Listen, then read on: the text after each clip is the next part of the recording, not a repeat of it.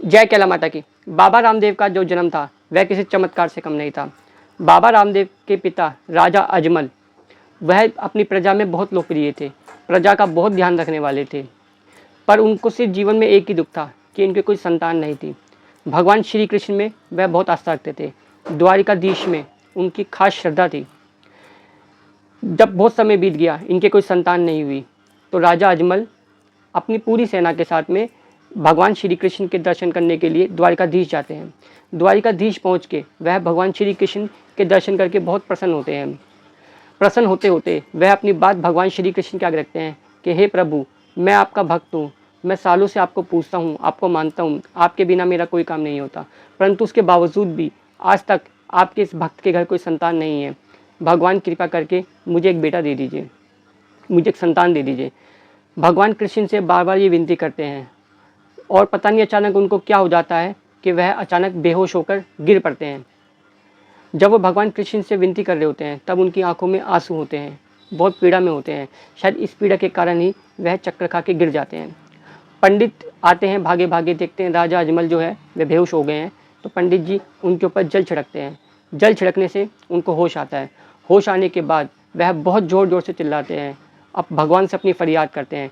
और न जाने उस समय उनको क्या हो जाता है, वह प्रसाद के 2 लड्डुओं में से भगवान के वो 2 लड्डू उठा के भगवान के माथे पे मार देते हैं। तब भी सब लोग देखते हैं कि राजा अजमल ने ये क्या किया, भक्त होकर स्वयं भगवान से टक्कर ले रहे हैं। तब राजा अजमल को सभी लोगों ने रोका, पंडित जी ने रोका। राजा अजमल बहुत दुखी होकर कहने लगे, कृपया मुझे छोड़ दीजिए, मैं पागल नहीं हुआ, मैं बहुत पीड़ित हूँ, मुझे अकेला छोड़ दो। उसके बाद वह द्वारिकाधीश, जहाँ पे द्वारिका स्वयं डूबी थी, उस समुद्र के पास जाते हैं और समुद्र में जाके वह समुद्र को गौर से देखते हैं और उस समुद्र के अंदर वह डुबकी मार देते हैं, अंदर कूद जाते हैं। अंदर कूदने के बाद वह नीचे चले जाते हैं, नीचे जाते रहते हैं पानी के नीचे, जहाँ पे स्वयं द्वारिका नगरी उनको दिखाई देती है जो कभी पानी में डूब गई थी। वहाँ जाके वो देखते हैं कि एक सुंदर सी नगरी द्वारिकाधीश की नगरी है। वहाँ पे जो 2 पहरेदार खड़े थे उनसे पूछते हैं कि भाई ये किसकी नगरी है, तो वो कहते हैं यह स्वयं भगवान श्री कृष्ण की द्वारिका नगरी है। तो वो कहते हैं भगवान श्री कृष्ण है क्या अंदर? वो कहते हैं हाँ अंदर है। तो कहते हैं कृपया मुझे उनसे मिलवा दीजिए। तो एक जो उनका पहरेदार होता है भगवान श्री कृष्ण की द्वारिका का, वह अंदर जाता है और भगवान श्री कृष्ण से इस बात की आज्ञा लेकर बाहर आता है और राजा अजमल को वह अंदर भेज देता है।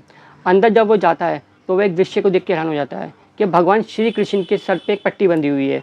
तो वे उनसे पूछते हैं कि भगवान ऐसा क्या, जो सबकी पीड़ा हरते हैं, क्या उनको भी कभी पीड़ा होती है जो आपने सर पे पट्टी बांध रखी है? तो भगवान श्री कृष्ण द्वारिकाधीश हंसते हुए कहते हैं, अच्छा बड़े भोले बनते हो, अभी थोड़ी देर पहले तुमने तो 2 लड्डू उठा के मारे थे मेरे सर पे। यह सुन के राजा अजमल रोने लगते हैं, त्राही त्राही मचाने लगते हैं, माफ़ी मांगने लगते हैं, पाँव में गिर जाते हैं, आंसुओं से रोते हैं। कहते हैं भगवान, मैंने आपको पीड़ा देके मैंने तो अपना नाश कर लिया, विनाश कर लिया। अब मेरी मुक्ति के सारे रास्ते ख़त्म हो गए, अब मेरी ज़िंदगी में कोई सुख नहीं है, अब मेरी ज़िंदगी का नाश हो जाना ही अच्छा है। भगवान श्री कृष्ण को संभालते हैं, गले से लगाते हैं, उनके आंसू पोंछते हैं और कहते हैं ठीक है, तुमने गलती की, लेकिन एक गलती तो मुझसे भी हुई। तुम इतने सालों से मुझसे संतान मांग रहे थे और मैं तुम्हारी वो इच्छा नहीं पूरी कर पाया, इसलिए मुझे भी ये सज़ा मिली है। इसमें तुम्हारा कोई कसूर नहीं है। कोई बात नहीं, अब तुम्हारी इच्छा ज़रूर पूरी होगी। अब मैं स्वयं तुम्हारे घर पे तुम्हारी संतान, तुम्हारा बेटा बन के आऊँगा। भगवान श्री कृष्ण द्वारिकाधीश के वचन अनुसार, वरदान अनुसार एक समय के बाद राजा अजमल जी के घर पे एक पुत्र का जन्म होता है जिसका नाम रामदेव रखा जाता है। यही रामदेव भगवान श्री कृष्ण के अवतार हैं जो आगे जाके रामदेव पीर, नीले घोड़े वाले रामसा पीर के नाम से प्रसिद्ध हुए, लोक देवता बने। आज बाबा रामदेव जी के जन्म दिवस पे बाबा रामदेव जी के इस भक्त का बाबा रामदेव जी के चरणों में सादर प्रणाम। खम्मा खम्मा रामसा पीर। जय श्री कृष्ण, जय श्री राम।